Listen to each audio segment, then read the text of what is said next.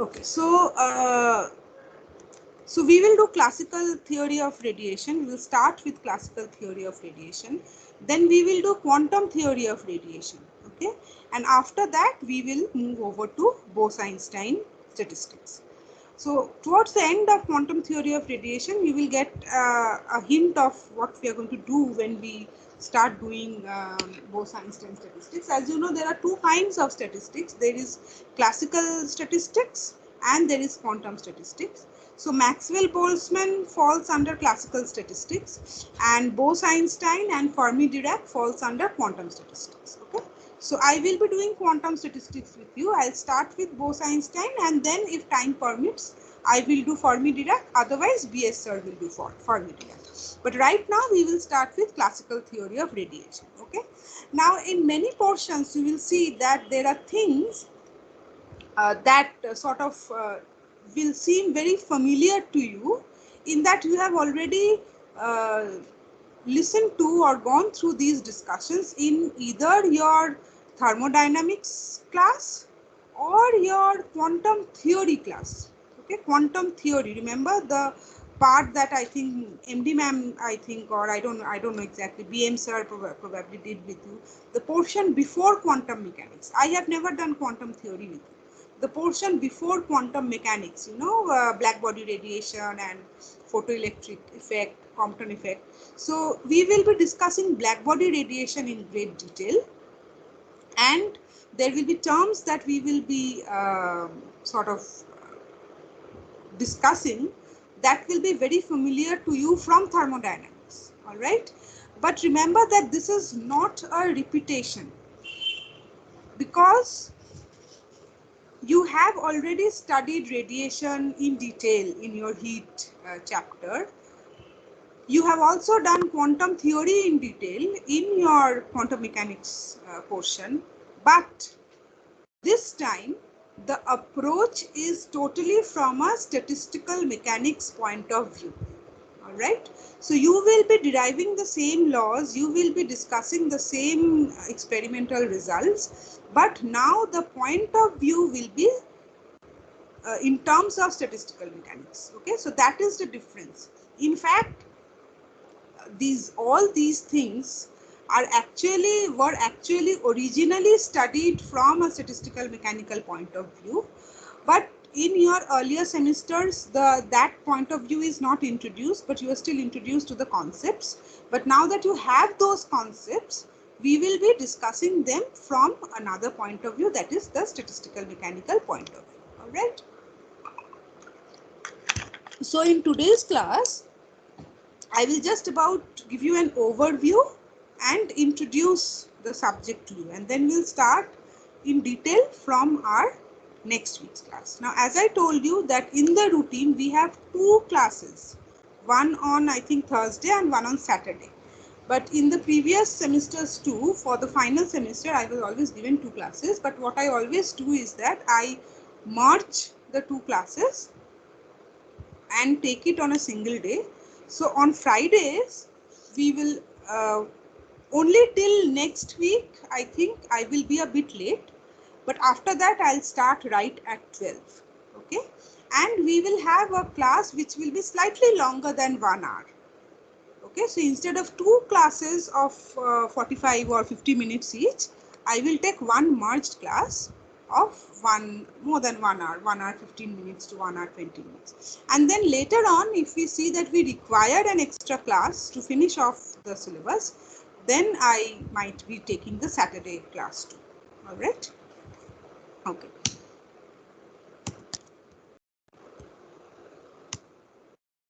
So let us go through the contents. What will we be going through in the classical theory of radiation portion? First of all, we will go through the properties of thermal radiation. Now, you all are aware of the properties of thermal radiation, but this will be just a recapitulation, and maybe the terms that I will be introducing, some of them might be new to you. Okay. Then we will, as I told you, we will discuss black body radiation in detail. Okay. So black body radiation, which I think you have done in your quantum theory class, in the part of the syllabus where you did quantum theory. I think you did black body radiation in detail, but we will look at black body radiation again now, and when we do the quantum mechanical approach, we will see that we will be treating the problem from, as I told you, a statistical mechanical point of view. Okay. Okay. Next, we will discuss the pure temperature dependence of thermal radiation. We will see that thermal radiation depends on nothing but temperature of the body alone. That we'll discuss. After that will come Kirchhoff's law. I don't know if you've done Kirchhoff's law in your heat chapter, but we will discuss Kirchhoff's law here. Stefan Boltzmann's law. Stefan Boltzmann's law, all of you know. You have done the experiment in the laboratory on Stefan Boltzmann law. So that we will discuss in some detail. Then Wien's displacement law, Wien's distribution law, Rayleigh-Jean's law. I think these names you have heard in your quantum theory portion of the syllabus. And finally, ultraviolet catastrophe. Now, as I told you that some portions of this part of the syllabus will be matching with thermodynamics and heat, which are properties of thermal radiation, etc., temperature dependence, those parts. And some will be matching with your quantum theory portion. That is, I think, 5 onwards. I'm sure all of you are familiar with these terms: Stefan Boltzmann's law, Wien's displacement law, Rayleigh-Jean's law, ultraviolet catastrophe. You probably have written answers also in the exam. But as I told you, the approach initially will be classical and then quantum mechanical, but you will see that it will be purely statistical. It will be a different approach from what you have already discussed. Okay. So we know that there are 3. So now we are actually entering our actual discussion. And we know that there are 3 modes of heat transfer, right? Conduction and convection. So this is like, I think, class 7 stuff that I'm telling you. There is conduction and there is convection. Both happen through material medium, and there is radiation, which does not require the presence of material medium. So conduction and convection requires the presence of material medium. You know how conduction happens directly from cell to cell, from atom to atom, from molecule to molecule, whereas convection occurs by bodily movement of the molecules. All of you know how a water boils. All of you know how a convection current is set up in the atmosphere. Whereas radiation, we know that does not require any material medium. Okay, all right. So you sit, on a winter night, you sit in front of the fire and you get heat from it, although there is no wind movement. So it is little bit through conduction maybe, but you know air is a bad conductor. So mainly you are getting the heat from the fire through radiation. So it does not require any movement of material medium. Now, out of these 3 modes of heat transfer, in this portion of our syllabus, as you can understand, we are mainly concentrating on the radiation heat, the radiative heat. Okay. So energy is radiated by a hot body, and that energy is known as radiated energy. Okay, now these are also sort of high school stuff. You all know that why we feel cold on a winter day and why we feel hot on a summer day. It is because of the difference in temperature between our body and the temperature of the surroundings. If the temperature of the surroundings is lesser than the temperature of our body, which is usual on a winter day, then heat will be transferred from our body to the surroundings, from the body at higher temperature to the body at lower temperature, and we feel cold. On the other hand, in summer, the temperature of our surroundings is higher than the temperature of our body. So heat will be transferred from the surrounding to our body and we feel hot. Okay, so this is juvenile stuff that I am telling you, but that is part of our discussion, so can't really leave it aside. But the fact that we must point to right at this moment is that this energy is known as radiated energy. And we also know that radiated energy is electromagnetic in nature, right? So heat from the sun, we get not only light from the sun but also heat, and that heat travels through vacuum and reaches the earth and all the other planets, and obviously it is through radiation and it is in the form of electromagnetic wave. Okay,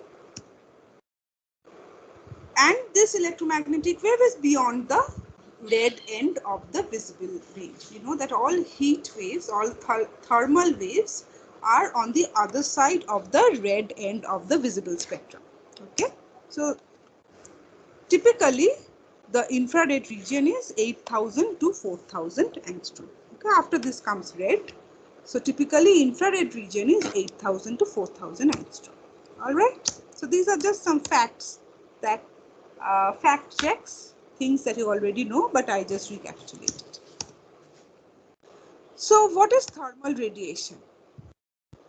Thermal radiation is the radiation emitted by a body by virtue of its temperature. So this is a definition that you could also make up. So I just did it for you.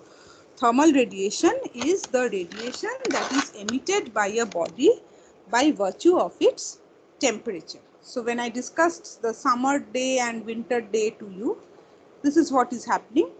Heat flows from the body at the higher temperature to the body at the lower temperature, and that is thermal radiation. Okay.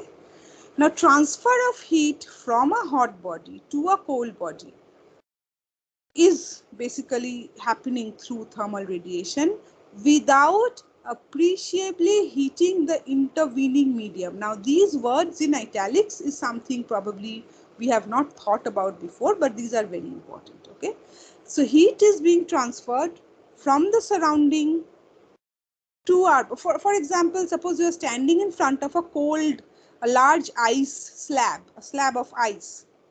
If any of you have visited the fish market, you would see these ice slabs.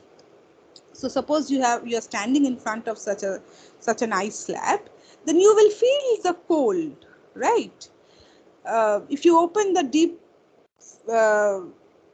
freezer, the freezer portion of your refrigerator, you will feel the cold. Okay, so there is no convection. You are feeling the cold because heat is being transferred from your body to the ice slab or to the deep fridge, because that is at a lower temperature. But in this heat transfer, the air in between you and the fridge does not get cold. The air in between you and the large ice slab does not get cold. Okay, or rather does not get heated up. The heat that is being transferred from your body to the large ice slab, it does not heat up the intervening medium. Okay, so this is something very important. Radiation, thermal radiation, when traveling from one body to another, which are at different temperatures, it will not appreciably heat up the intervening medium. Okay, and this was first this statement was first given by Maxwell. Okay, this is a statement given by Maxwell. So all bodies or objects emit such radiation to their surroundings and absorb such radiation from their surroundings. Okay, this happens irrespective of what kind of object we are talking about.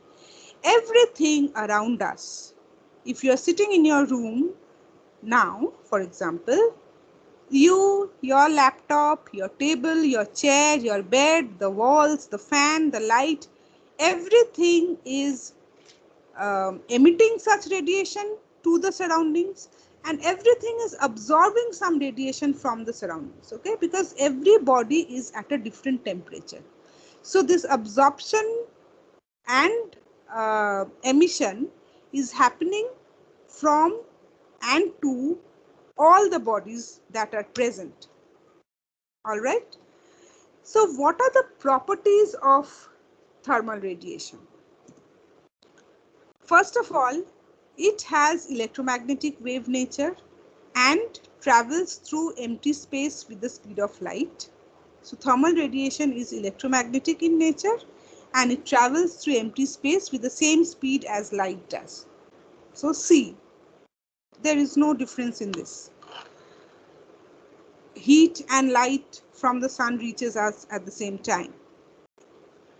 Similar to visible light, thermal radiation travels in a straight line. So you can, just like you represent light rays with the help of rays, straight lines with arrows, similarly you can represent thermal radiations in the form of straight lines, okay? In the form of rays, straight lines with arrows. And they obey the law of inverse square. Again, just like light, thermal radiation also obeys the law of inverse square. Just like visible light, thermal radiation undergoes reflection, refraction, interference, diffraction, polarization, because it is a transverse wave. So remember, I hope you remember that when we did our discussion on physical optics in semester 2, I had told you that all these discussions that we are doing right now concerning visible light, because we were talking about interference fringes, we were talking about diffraction fringes, all these are equally applicable to the entire electromagnetic spectrum. All right.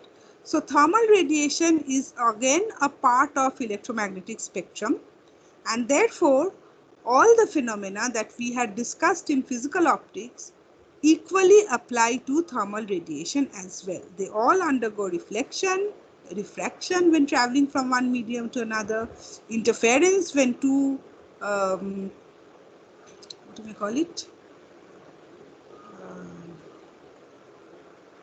Coherent waves interfere when two coherent waves superpose, diffraction, polarization, because they are transverse waves. All right. So these are certain things that you have to keep in mind. These are the properties of thermal radiation. Now, before moving on, we will discuss some definitions that we will be referring to several times in our further discussion. Okay.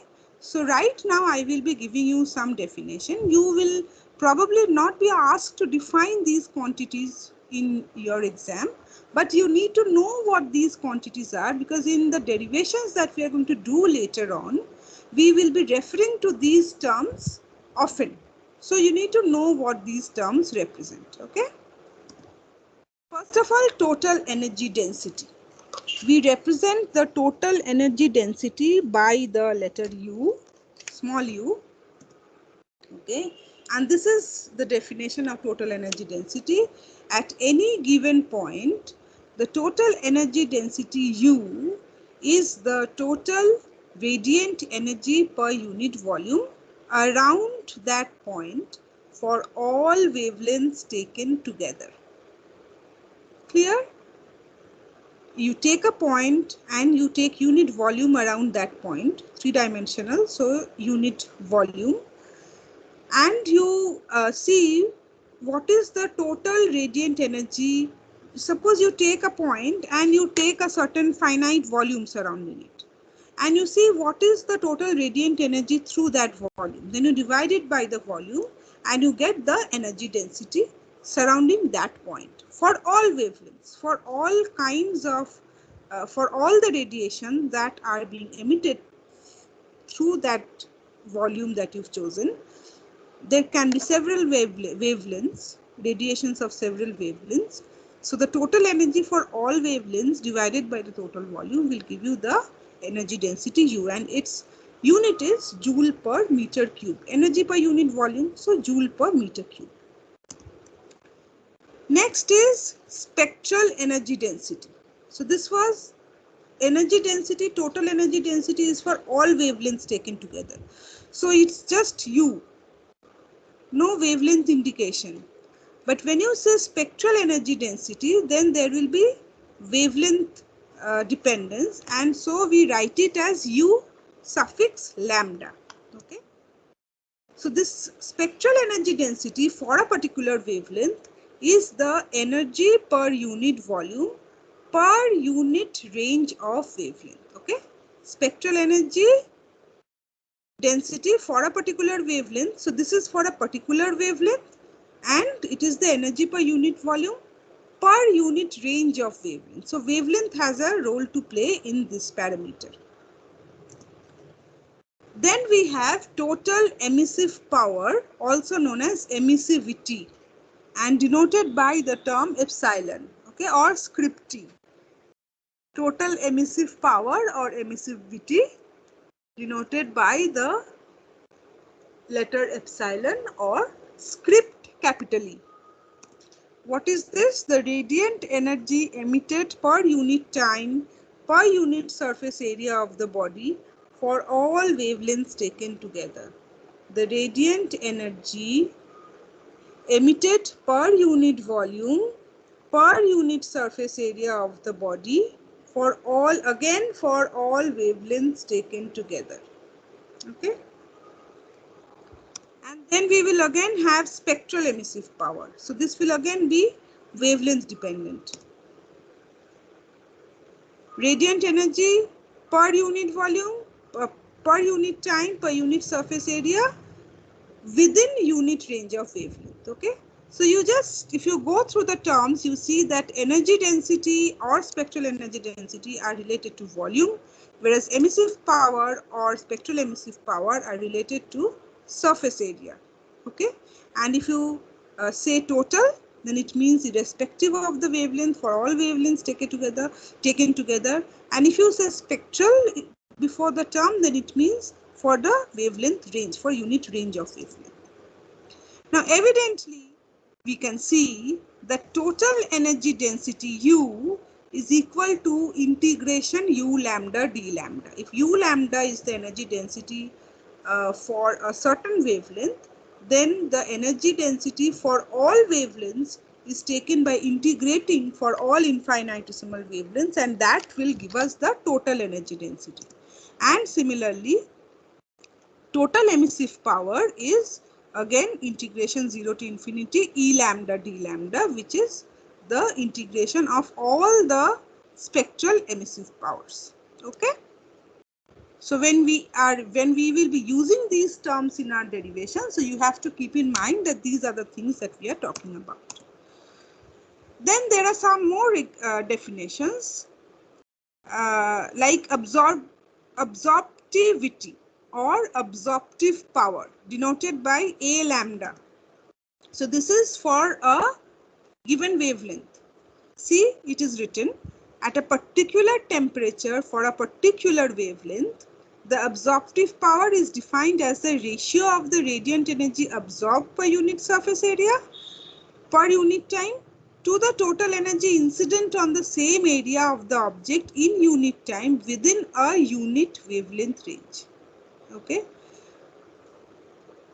How much energy is incident on a particular body per unit area per unit time, to how much of that energy it absorbs. Now when radiation is incident on a body, all of it is not absorbed.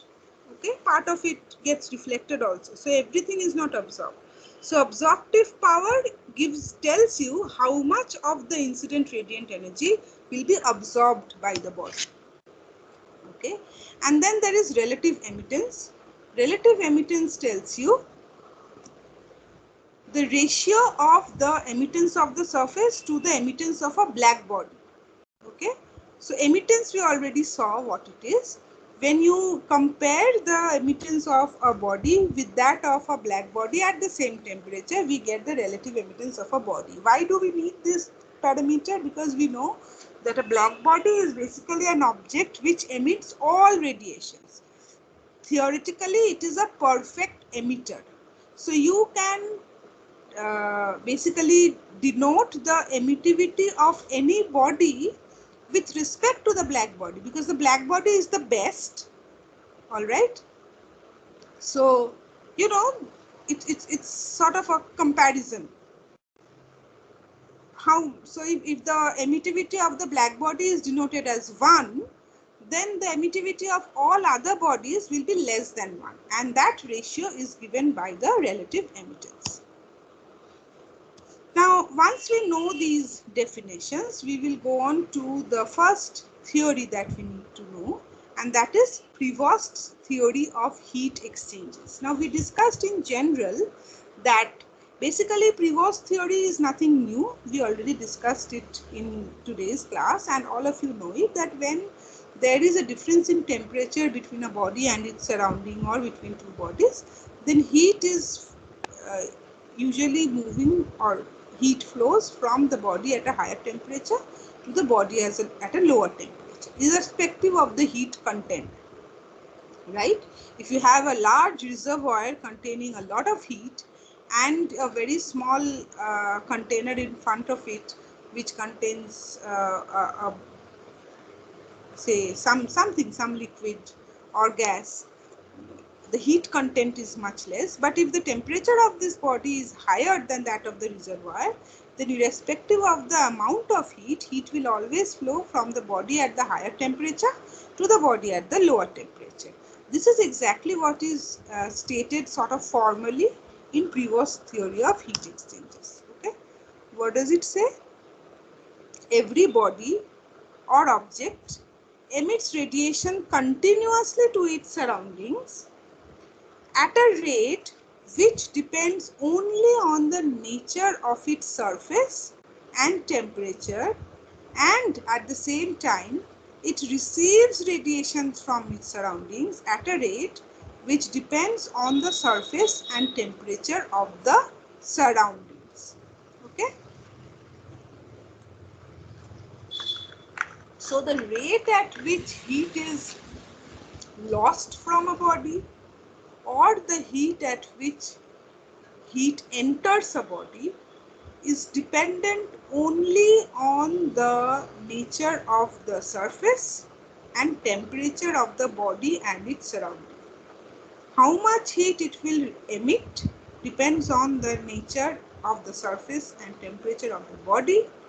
How much it will absorb will be depending on the nature of the surface and temperature of the surroundings. So this you know already. This is just a formal way of putting what you already know, and that is named Prevost's theory of heat exchanges.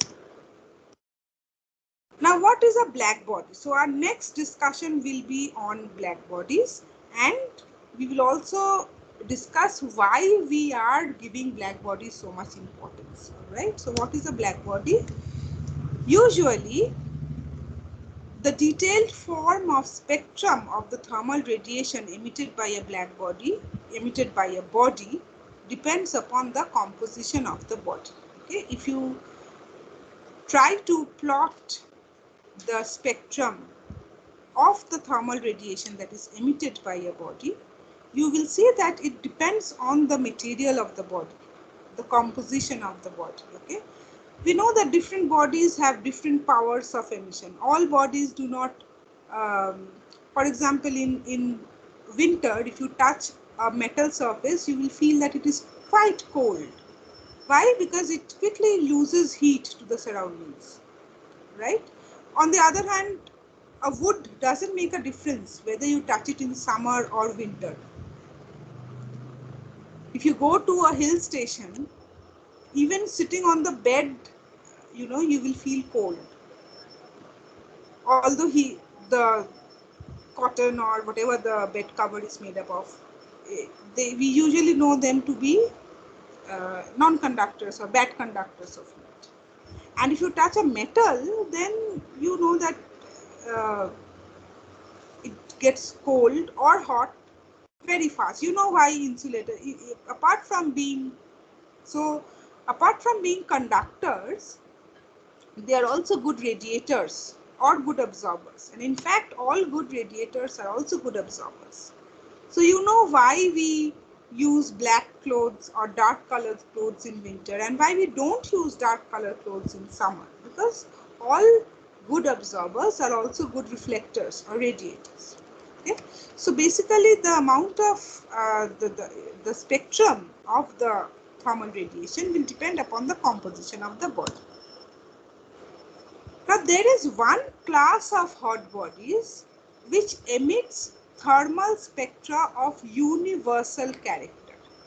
So we are trying to see, you have already, I'm sure all of you have some concept about black bodies, but we are looking at black bodies from a different point of view.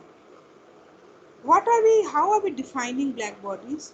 We are saying that these are a class of hot bodies which emit thermal spectra which is of universal character, which means that no matter how you are making the black body, all the black bodies, if you heat them to a particular temperature, the spectrum of the radiation emitted from these black bodies will all be of the same nature, universal in nature. Okay, so that is what we are trying to say. So a perfectly black body is one which absorbs entirely all the radiation of any wavelength incident upon it. So this is the formal definition of a perfectly black body. It is a body which absorbs entirely all the radiation of any wavelength that is incident upon it. No matter what wavelength, how much, for how long, whatever is incident on the black body, it will be absorbed. That is what is known as a perfectly black body. Of course, it neither reflects nor transmits any radiation under these circumstances. It will absorb everything. Everything will be absorbed. It's almost like a black hole. It appears black irrespective of the wavelength of the incident radiation, no matter what kind of... Now, how do we see objects? We know that objects reflect the portion of the white light that is reflected by the object is actually the color of the object.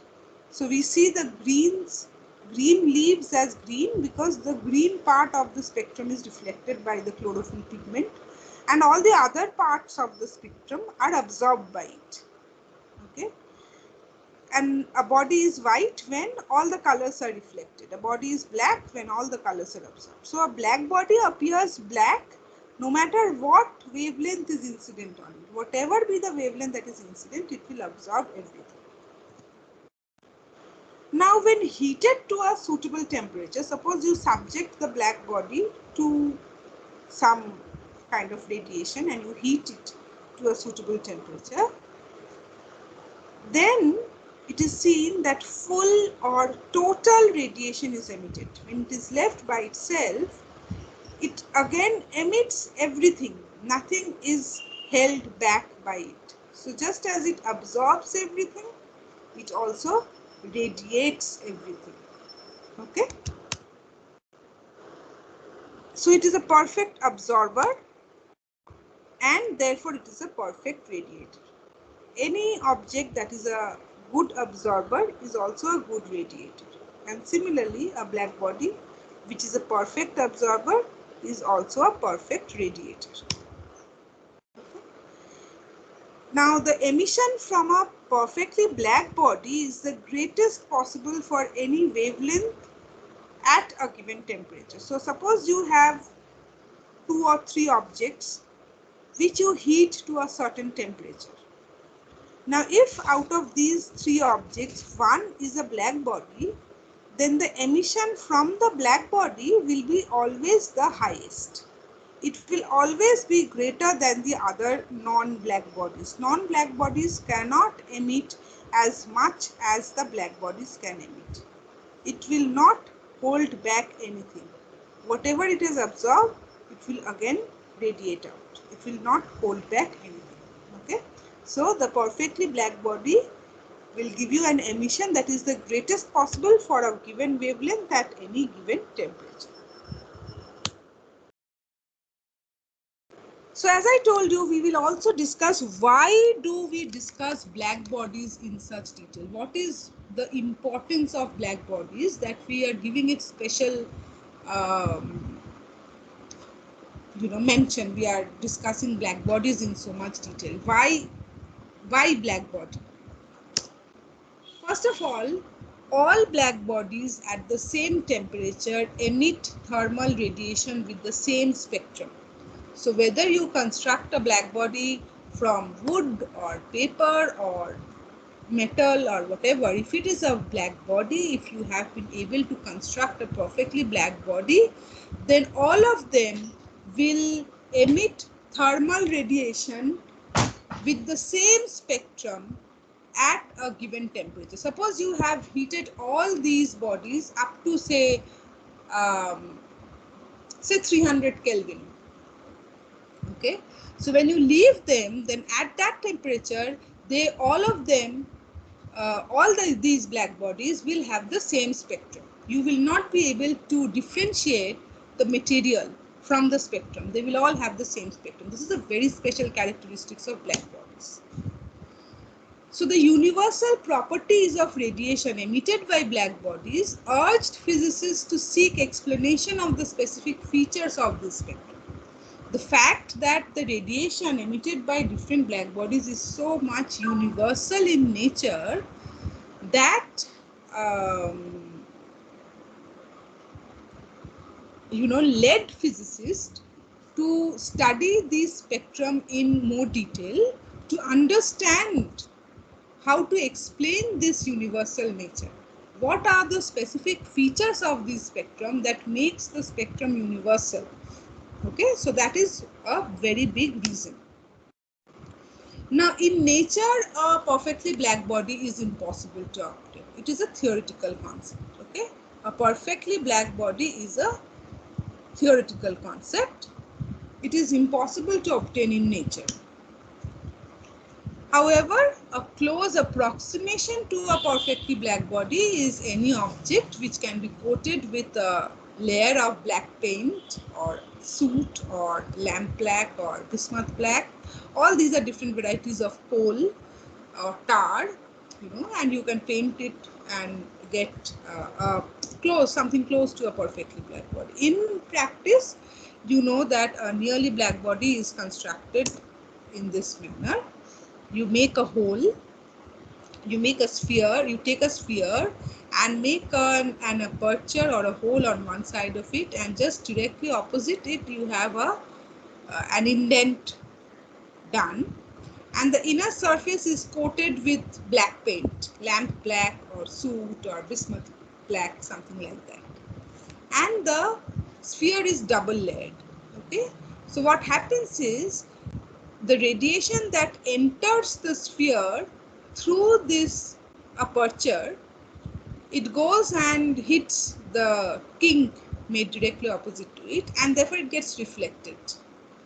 Okay, and from this again it gets reflected, and again it gets reflected, and again it gets reflected. So what is happening is the ray that is entering the cavity is entirely remaining inside the cavity. It is trapped inside the cavity. It has no way to escape from the cavity.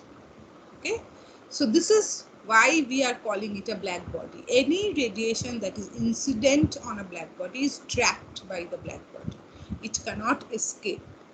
So this is the construction that lets us form a black body which will trap all the radiation that is incident on it. Okay, and why the double wall?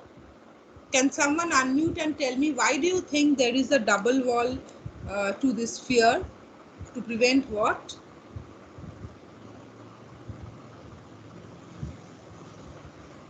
Prevent the transmission of the radiation from the black body. Yes, to prevent transmission of heat in any other ways, convection or conduction. Okay, to prevent loss of heat in any other way other than radiation. That is the same reason that we have a layering in the thermos. Okay, the same reason. Now, when so this is a black body absorber. So you make radiation incident on it. It enters the this cavity through the, it's also known as cavity, black body cavity, enters the cavity through the aperture and stays inside. It gets trapped inside. Okay, So you do this up to a certain temperature and then you leave it. When you leave the black body by itself, then all the radiation that the black body has absorbed, that it has trapped inside for so long, everything will be radiated. When you heat the black body to a certain temperature, you know, you have made it made some kind of radiation incident on thermal radiation, of course, incident on it. It has entered and got trapped. Then you do this up to a certain temperature and then you stop the source. So what will happen is, since no more radiation is entering through the aperture, all the radiation that was trapped by the black body will now get emitted entirely. Okay, the black body radiator. So this is the black body absorber and this is the black body radiator. All right. So basically, it is seen experimentally that the black body radiation is totally temperature dependent. We already said that it is independent of the material of which the black body is constructed. We'll now see that it is only temperature dependent. It only depends on how much temperature you have heated the body up. That is the only factor on which the black body radiation depends. Okay, or of course the nature of the okay, it depends on temperature as well as the nature of the object for other bodies, but for black body it is only temperature. If a non-conducting enclosure is maintained at a constant temperature, then the quality and quantity of radiation inside it is entirely independent of the material of the walls as well as other objects that may be present inside the enclosure. Okay, this is what I am trying to emphasize. It is entirely independent of the material of which the walls are made up, or if there are any other objects inside the cavity, it is independent of that too.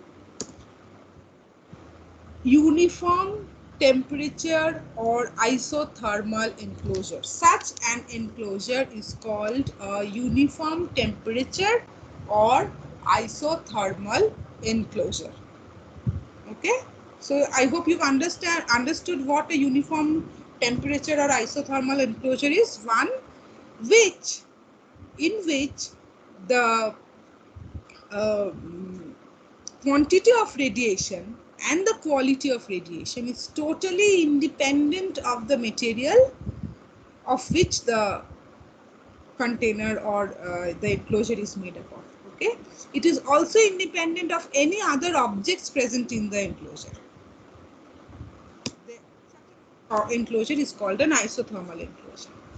Now, when a black body is placed in an isothermal enclosure, once it is in equilibrium with the enclosure, it will emit the entire radiation of the enclosure. So if you keep a black body inside such an isothermal enclosure, first the black body will come into equilibrium with this, and then it will start radiating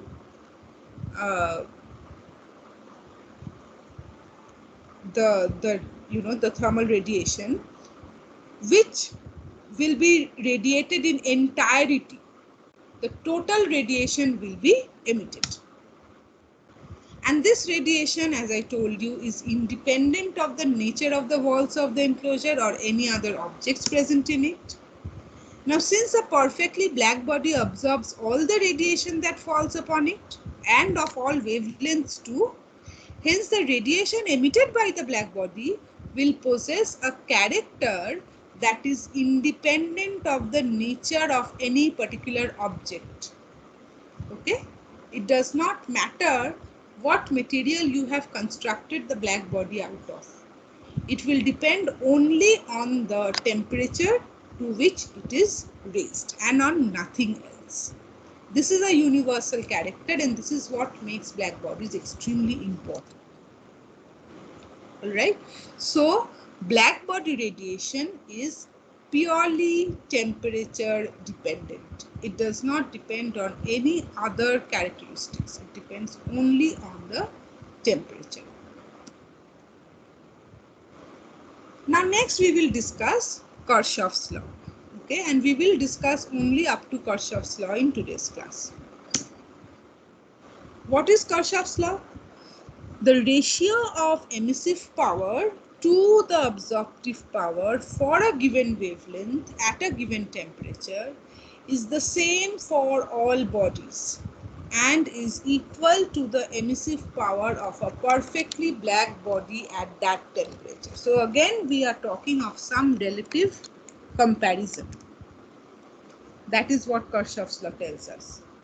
Ratio of the emissive power to the absorptive power of a given wavelength at a given temperature is the same for all bodies and is equal to the emissive power of a perfectly black body at that temperature. So this is something very if you think independently, you might think that how can this happen?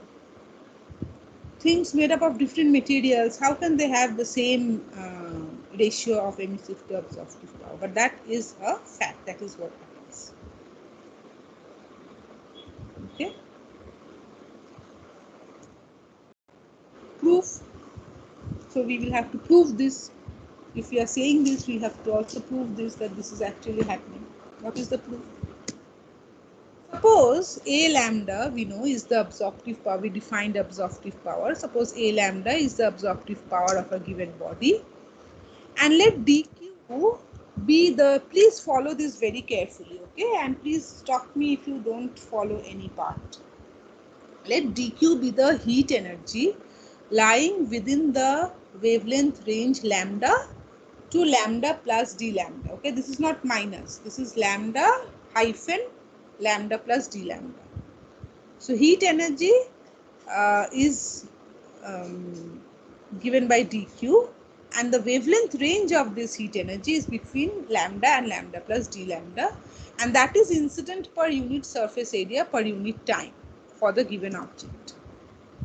So the quantity of heat absorbed by the surface is given by A lambda dq. A lambda is the absorptive power and dq is, I am saying, the amount of heat energy incident. So the quantity of heat absorbed by the surface will be A lambda into dq. So the remaining energy dq minus A lambda dq. dq was incident. Absorptive power of the body is A lambda. So A lambda into dq. A lambda part of dq is absorbed. So the rest of it, that is dq minus A lambda dq, that is dq into 1 minus A lambda, that will be either reflected or transmitted or both. It may be totally reflected or it may be totally transmitted, or it may be partially reflected and partially transmitted. Now let E lambda be the emissive power of the body. Okay, as I told you the definition.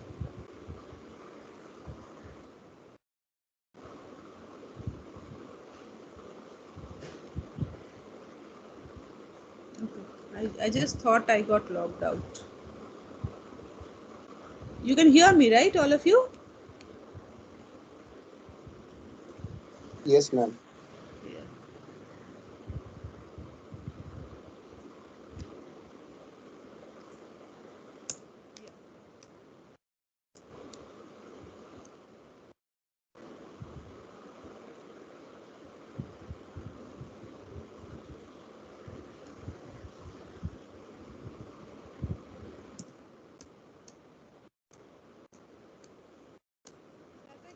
That we will require these definitions for the proofs and derivations that we do. E lambda is the emissive power of the body, and according to our definition, the amount of energy emitted per unit area per unit time in this wavelength range, lambda to lambda plus d lambda, because of its temperature, will be E lambda d lambda. E lambda is its emissive power, so wavelength range is d lambda. So the amount of energy that will be emitted per unit area per unit time because of the temperature will be E lambda into d lambda. So the total energy radiated by the body per unit time per unit area of the surface is given by dq into 1 minus a lambda plus e lambda d lambda. Have you understood this? If dq is, is the heat falling on the body, and out of it it is absorbing a lambda dq, so the remaining, that is dq into 1 minus a lambda, that is being emitted by the body. Again, by virtue of the temperature of the body itself, not for some external heat that is falling on it, by virtue of the temperature of the body itself, since it has an emissive power of its own, it is emitting E lambda into D lambda amount of energy. So the total radiated energy by the body per unit time, per unit area of the surface is the sum of these two. The amount that is falling on the body, because the amount of heat that it is getting from the surroundings, out of which the part that it is reflecting back, and the amount that it is emitting by virtue of its own temperature. Okay, clear? So the total emission from the body is 1 minus a lambda into dq plus e lambda d lambda. Clear? So at equilibrium,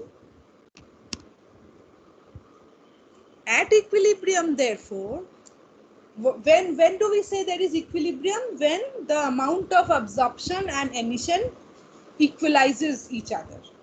Then there is no more rise or fall in temperature.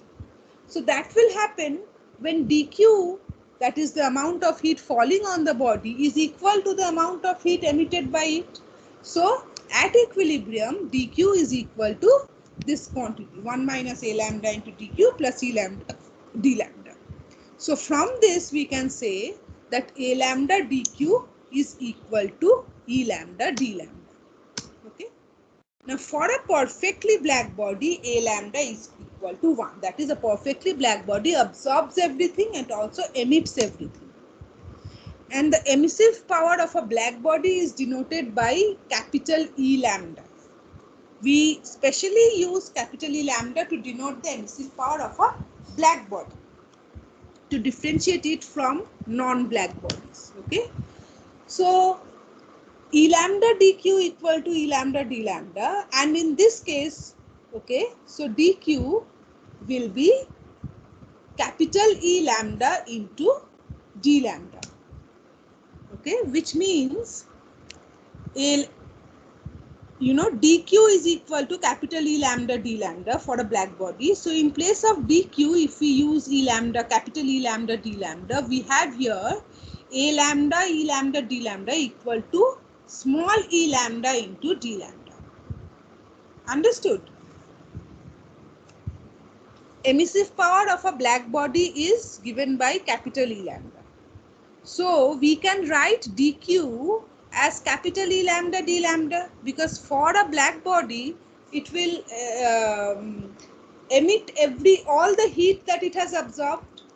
So if you compare the non-black body with a black body, then for a black body we can write that dq is equal to its emissive power into d lambda.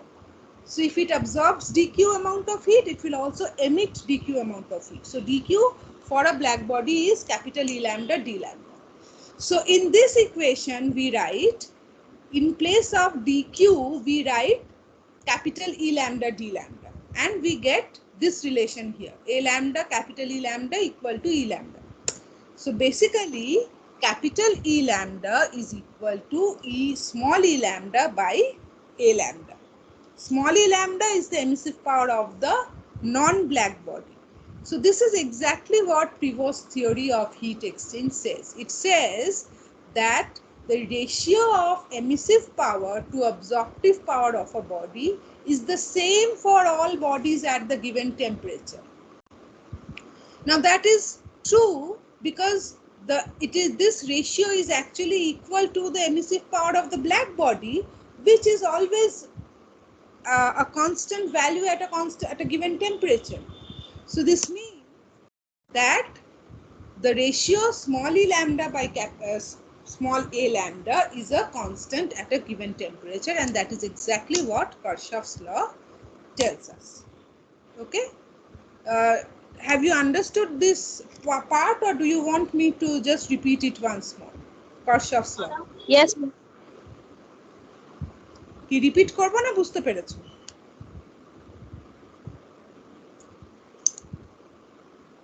Is it clear how we got Kirchhoff's law? Yes, ma'am. Please Clear. don't get Yes, ma'am. yeah, please don't get confused by the small e and capital E. Just remember that small e is for any object, not a black body. So that is not total emission, whereas capital E is for black body and it denotes total emission, which is why all the heat that falls on a body is equal to all the heat that is emitted by the body when we are considering a black body, which is why we can write this statement that dq is equal to capital E lambda d lambda, and therefore in place of dq in this equation we replace it by capital E lambda d lambda. So in the equation of a non-black body, we are introducing a black body parameter, and we see that capital E lambda, the emissive power of the black body, is nothing but the ratio of the emissive power to the absorptive power of a non-black body. So, and since E lambda, capital E lambda, is the emissive power of a black body, so at a given temperature, it is the same for all materials. It is just specific of the temperature we are talking about, the temperature up to which you have heated the black body. So if you are talking of a particular temperature, then E lambda has only one value, and therefore no matter what object you are talking about, E lambda by A lambda, this ratio on the right hand side of the equation, is having the same value as capital E lambda, and so it has the same value for all objects at a given temperature and rate. And that is exactly what Kirchhoff's law is telling us, and this is how we can prove Kirchhoff's law. Okay, so out of the contents that I showed you that we are going to do in classical theory of radiation, we have done till 4, Kirchhoff's law. Okay, so we discussed the properties of thermal radiation, we discussed what a black body is, we discussed why black bodies are so important, we discussed why the radiation from a black body is universal in nature, and we also discussed Kirchhoff's law related to the emissive and absorptive power of all bodies, not just black bodies. And based on this discussion that we have had today, we will move on to the other laws that we are going to discuss regarding radiation, thermal radiation, but all in terms of classical theory. And we'll then see that it actually leads to the ultraviolet catastrophe. So we will understand that there is something wrong in the classical theory, and then we will move on to quantum theory, which is basically Planck's theory of radiation, and then we'll see how this problem of ultraviolet catastrophe is dealt with. So probably we will not go to quantum theory of radiation in our next class, but we will finish classical theory of radiation in our next class. Okay, so